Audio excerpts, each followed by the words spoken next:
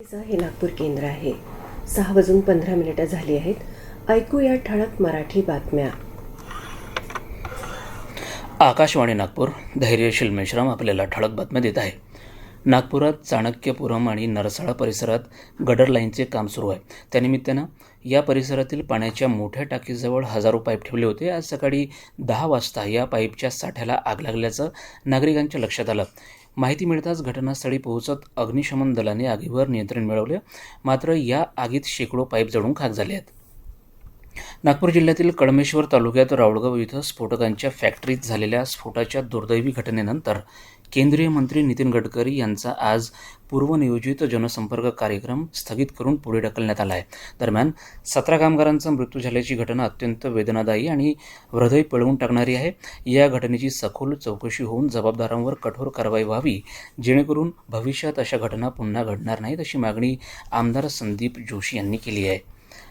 जेन झीची भाषा वेगळी आहे, ती भाषा आता स्वीकारावी लागेल.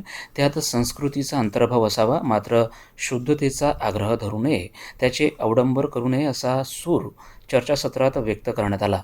नाशिक येथील 4थ्या विश्व मराठी संमेलनात आज सकाळी मराठी भाषेतील युवा वर्गाचा सहभाग या विषयावर चर्चासत्र आयोजित करण्यात आलं होतं. विधान परिषद उपसभापती नीलम गोरे, अतिरिक्त पोलीस महासंचालक विश्वास नांगरे पाटील यांनी या चर्चासत्रात सहभाग नोंदवला.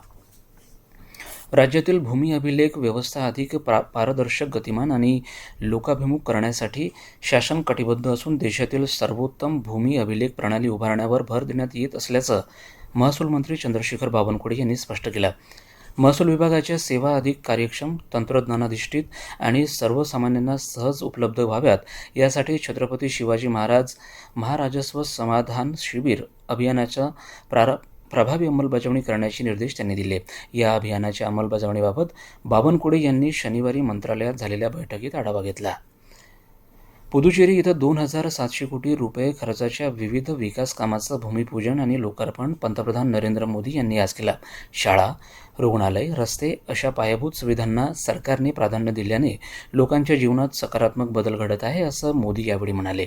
याबरोबर हे ठळक बातमीपत्र संपलं. या पुढील ठळक बातमीपत्र रात्री 8:42 विविध भारतीवरून प्रसारित केलं जाईल. नमस्कार.